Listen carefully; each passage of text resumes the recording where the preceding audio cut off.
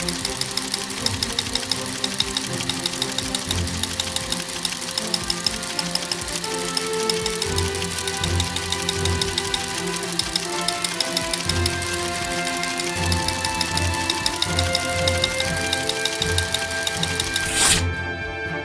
Bill Korak with the Report Card, the news magazine and TV show restoring truth to the classroom. We're here at the University of North Florida at the Veterans Forum for the Republican primaries. And we're privileged to welcome Frank Gaffney to the show. Gaffney held the position of Deputy Assistant Secretary of Defense for Nuclear Forces and Arms Control Policy. Gaffney co-authored Sharia, The Threat to America, with former Deputy Undersecretary of Defense for Intelligence, Lieutenant General William Boykin, and former CIA Director James Woolsey. Frank, welcome to the show. Great to be with you. Earlier this week, Tampa parents and community leaders protested a school talk by Hassan Shibli of CAIR, also known officially as the Council on American Islamic Relations. CAIR is said to be linked to terrorist organizations like Hamas. Are the Tampa families right in their protest? CAIR is unfortunately not simply said to be linked to Hamas. It is Hamas. It is an organization that was created for the purpose of raising money and conducting political warfare inside the United States on behalf of Hamas. And don't take my word for it.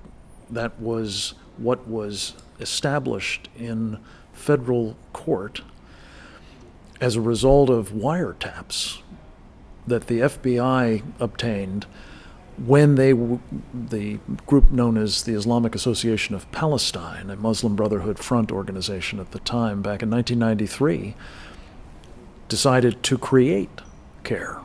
So we were actually listening in, and transcripts were made and introduced into evidence in the trial, which showed that that was the genesis of CAIR. It was the role it performed from the inception, and it is the role it is continuing to play today. So the idea that you would have an organization that is working for and with the Muslim Brotherhood more generally, and its franchise in Palestine, as they call it, namely Hamas, a designated terrorist organization inside any school in the United States is outrageous. And thank God for the parents and others in Tampa who said, no, enough. When one thinks of Hamas, when you do think of it, I think of a radical government in Gaza. Help my audience to understand what this kind of jihad is. According to the traditions, the sacred texts, the institutions of authoritative Islam, there is a doctrine known as Sharia. Not all Muslims subscribe to it, either in their own lives or seek to impose it on anybody else, but those who do are obliged to engage in jihad as a means of getting this doctrine, this ideology, this program, comprehensive totalitarian program, imposed on everybody, Muslim and non-Muslim alike.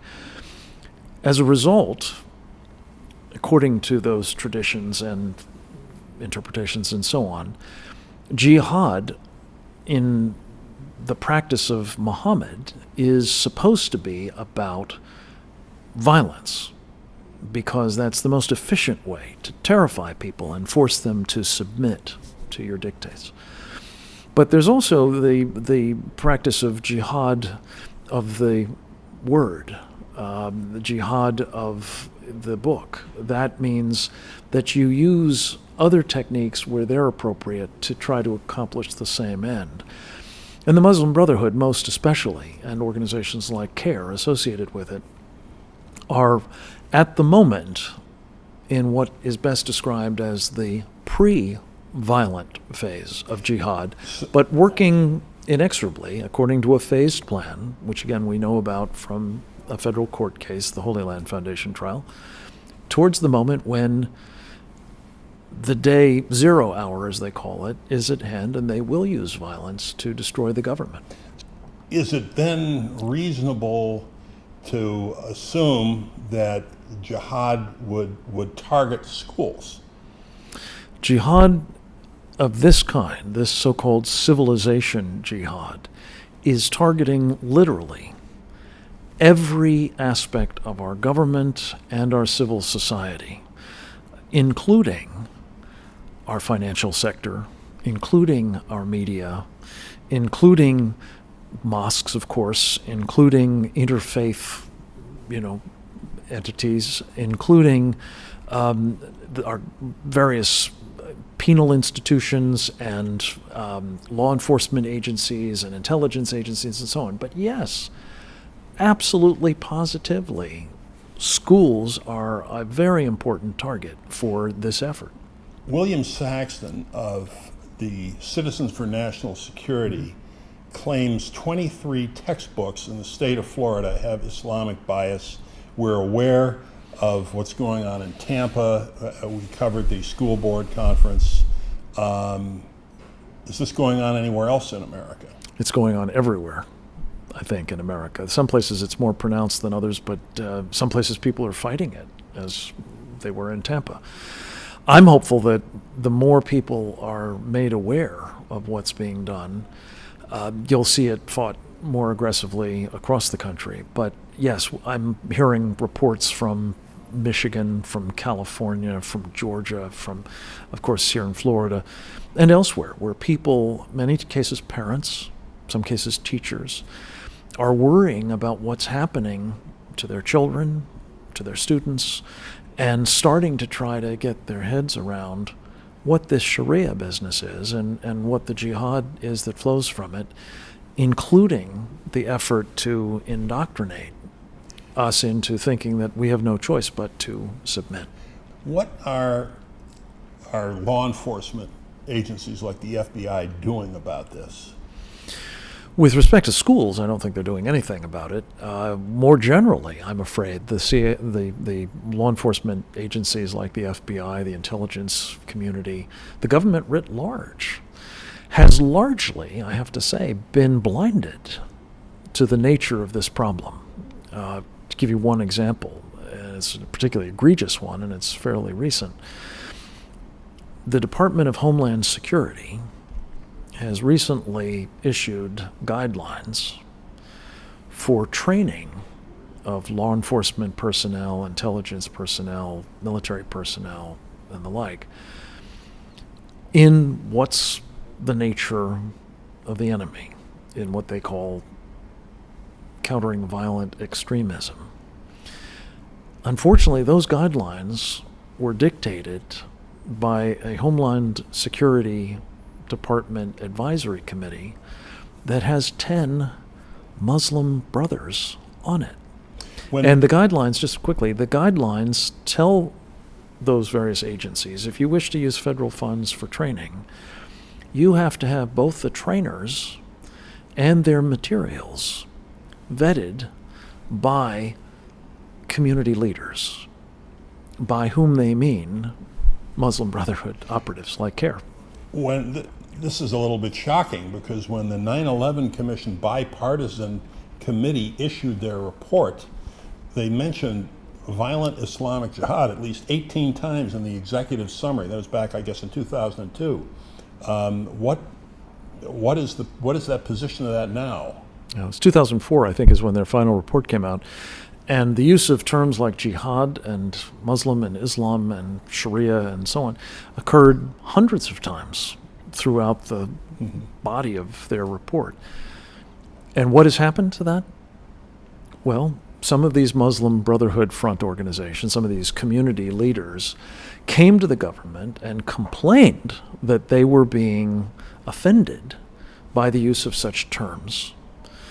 And the government has stopped using those terms and has now essentially scrubbed, and now this is the logic of this set of Homeland Security guidelines, essentially eliminated any reference in terms of the training materials about the threat that we're facing and what you need to do to counter violent extremism that connects it to this ideology, this doctrine of Sharia, or its proponents. CAIR has responded to the Tampa protests in interviews saying that they only wish to speak and educate the kids about Islam, and they accused the protesters of anti-Islamic bigotry. Is this a typical reaction from organizations like CAIR? The Muslim Brotherhood and its various franchises, including CAIR, have proven to be extremely adept at using our civil liberties against us. We have religious tolerance as part of our constitutional genetic code, and I think all of us feel very strongly that people should be able to practice their faith. The problem arises when what is being practiced is not so much a faith as a political and subversive program, which is what really Sharia is. Yes, it's got a patina of, sort of religious practice to it, but it is mostly about power, not about faith. So when you have the CAIRs of the world coming into impressionable young people in an audience like schools, or for that matter, in interfaith dialogues with other clerics, invariably, they're all about being able to practice their dawah, as they call it, their proselytization. The trouble is, they have absolutely no tolerance for anybody else trying to practice, their own forms of proselytization. In fact, in most places where Sharia is applied, of course, like Saudi Arabia, for example, you can't even bring a church or a mosque or a Bible or a cross into the country, except at great risk. So this is the sort of double game that is very much characteristic of CAIR, specifically, other Muslim Brotherhood front organizations, and more generally, Sharia-adherent Muslims. So I'm wondering if you might comment on this bureaucratic way of thinking that seems to, the only term that comes to mind is denial. Well, the term that's usually used to describe the phenomenon you just described is political correctness. Yeah. Unfortunately, whatever we call it, denial, political correctness, my colleague Andy McCarthy calls it willful blindness, how it is perceived by our enemies is as submission. And that's of course the literal meaning of the word Islam, according to the doctrine of Sharia, when the infidel, the kafir, behaves in a submissive fashion, what you are obliged doctrinally to do is to redouble the effort to make them feel subdued. So, ironically, tragically, to the extent that we are tying ourselves into pretzels, trying not to give offense to Muslims who happen to be, these Sharia people, very easily offended, to the extent that we wind up denying our own civil liberties, as well as just plain common sense when it comes to people who are threatening them, we are actually impelling those people to begin to become more violent, because that is, again, what the doctrine of Sharia requires, is you use these other more stealthy techniques where you must, but in the end, the Quran, the Hadiths, Muhammad's personal life experience shows you must use violence to finish the job of making them submit. Many in our audience are alive to the threat, but they feel like they don't know what to do. Mm-hmm. What would you advise them to do in the coming months and years? Well, a couple of things. I would, candidly say, get smart. It's important that they're alive to it. They need to be informed about it, because what we discover, as some of the comments made by some of the school board members suggest, is that for people who don't want to know about this, who don't certainly at least want to deal with it, it's much easier to simply accept the line that those people who are focusing on it are racists and bigots. than to confront the reality. So those who are thinking about it, are knowledgeable about it, or at least worried about it, need to become expert in it as much as they can. And I would just commend to them the book that we've done, because I think it was really designed to help take people through the authoritative materials. That's Sharia, the Threat to America. And you can get it for free at shariathethreat.com. It's a downloadable PDF, or you can get it as a Kindle book or as a book from Amazon. But get it. It's just a very, I believe, usable vehicle to become truly expert on this subject. I would argue that the second thing you need to do is to get organized. And I was very heartened to hear about what's been happening in Tampa as an example that I think can probably become hugely helpful in getting people elsewhere around the country who are worried about this same problem in their communities to know what to do and to get more effective in doing what they can about it. If only because they can begin, higher up the learning curve than they would otherwise have to if they were just starting on their own. And then finally, I think there are some specific things that can make a difference. One that we've been very interested in is called American Laws for American Courts. And this is a vehicle for both fixing another area where Sharia is penetrating our civil society and getting other people educated about the threat. It simply says no foreign laws, not Sharia or anything else, can be used in the courts of the given state if they violate the civil liberties, the constitutional rights, or state public policy.